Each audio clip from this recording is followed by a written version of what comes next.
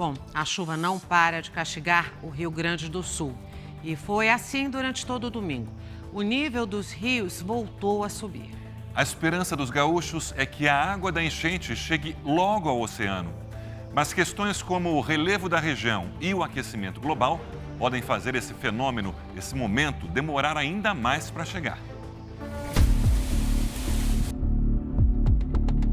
Meu Deus do céu! A natureza em sua versão mais poderosa.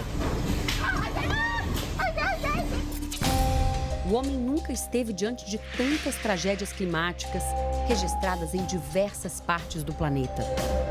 Explodiram no mundo todo o número de eventos extremos e no Brasil também.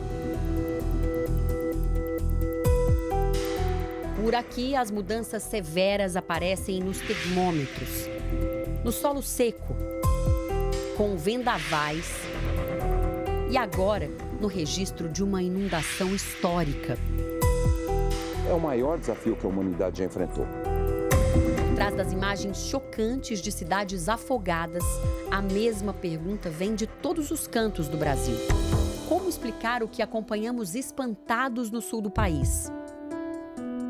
Para entender a tragédia, é preciso conhecer os rios que cortam a região.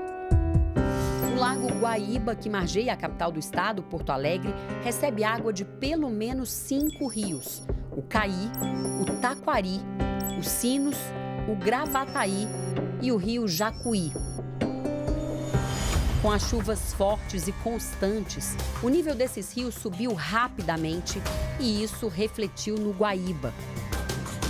Na prática, em 9 dias de chuva, o Guaíba recebeu desses rios um volume de água que só passaria ao longo de 18 semanas. Para se ter uma ideia, foram 14 trilhões de litros de água, o equivalente à metade da usina de Itaipu. É o que a ciência chama de evento extremo. As imagens registradas ao longo dos últimos dias no Rio Grande do Sul são exemplo do que pode acontecer em outras regiões brasileiras, até mesmo as que são preparadas para enfrentar inundações. Nos últimos 54 anos, aquele muro de contenção protegeu Porto Alegre contra as cheias. Mas desta vez o volume de água foi maior. As comportas e bombas não suportaram e o lago avançou pela cidade. Rapidamente o nível subiu. Quando chegou a quase 2 metros, deixou casas isoladas, famílias ilhadas, arrastou carros e o que encontrou pela frente. Até alcançar a marca histórica de 5 metros e 35 centímetros. O Guaíba nunca havia subido tanto. Agora, toda essa água ameaça as maiores cidades do sul do estado. É que toda a água que passa pelo Guaíba segue um complexo caminho até o mar. O lago deságua na Lagoa dos Patos, que também não está preparada para receber tanta água de uma única vez. E nesse caminho em direção ao extremo sul do Brasil, a inundação segue fazendo novas vítimas.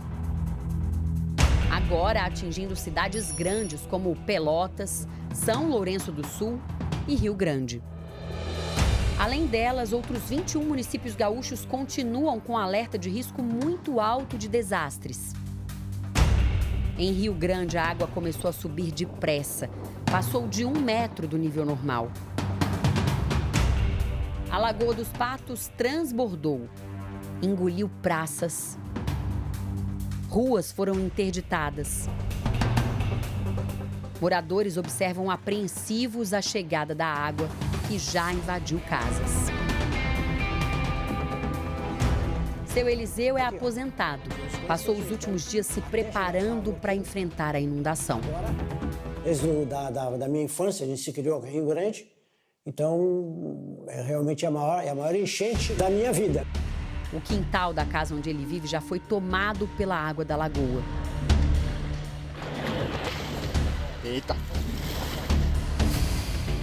Pelotas, uma das maiores cidades do Rio Grande do Sul, fica às margens da Lagoa dos Patos.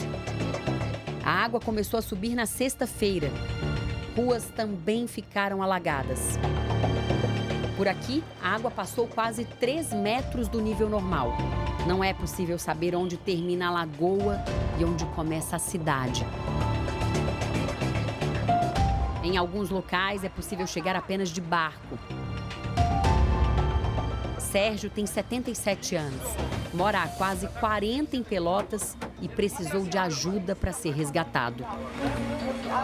Ontem eu estive aqui em casa, estava tranquilo. Não tinha um pingo de água dentro de casa, nem no pátio, nada. Hoje, quando eu cheguei, 8 horas aí, já tinha água no pátio, que era um horror. Moradores têm procurado refúgio em regiões mais altas. Eu salvei a máquina de lavar, a secadora e 2 bicicletas. Ou nos abrigos da cidade. Nunca imaginei que isso poderia acontecer, da gente ter que sair correndo às pressas, só com as crianças, para se proteger da água.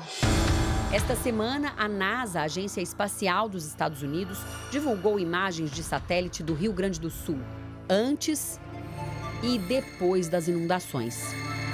As projeções mostram aí que, baseada nas cheias de 41 do Guaíba, provavelmente leve mais de 30 dias para que Porto Alegre tenham os níveis do Guaíba para baixo dos 3 metros, que seria a condição de normalidade.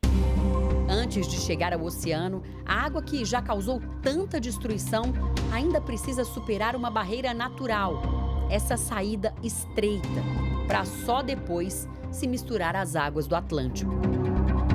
Nesse único caminho natural para o escoamento da água, o vento pode surgir como aliado ou inimigo das cidades ao redor. Se soprar em direção ao oceano, a água vai escoar com mais rapidez. Se soprar em direção ao continente, a água do mar pode se tornar uma barreira e impedir que as águas da inundação cheguem ao seu destino final. É muito provável que Porto Alegre volte a ter um novo repique, né, de elevação do Guaíba, tá? Então, o que a gente tem avisado para os órgãos que tomam as decisões locais é manter o apoio que já está tendo em Porto Alegre e possivelmente buscar novos reforços. Outra explicação para eventos climáticos tão extremos está no aquecimento global. Chuvas muito intensas, prolongadas, rajadas de vento, ondas de calor e secas, todas estão ficando muito mais frequentes em todo o planeta. Segundo os cientistas, o planeta já está 1,5 graus mais quente. Se a gente continuar com o que os países se comprometem a reduzir das emissões, nós vamos chegar em 2050 com 2,5 graus de aumento. É uma tragédia para o planeta Terra, é um que nós chamamos um ecocídio, um suicídio planetário. Para quem já está de olho na reconstrução, fica o alerta. Em algumas regiões, não vai adiantar voltar tudo para o mesmo lugar. 8 milhões de brasileiros vivem em áreas de risco desse risco e 2 milhões não podem mais continuar. São áreas de altíssimo risco e esse estudo analisou poucos municípios no Rio Grande do Sul.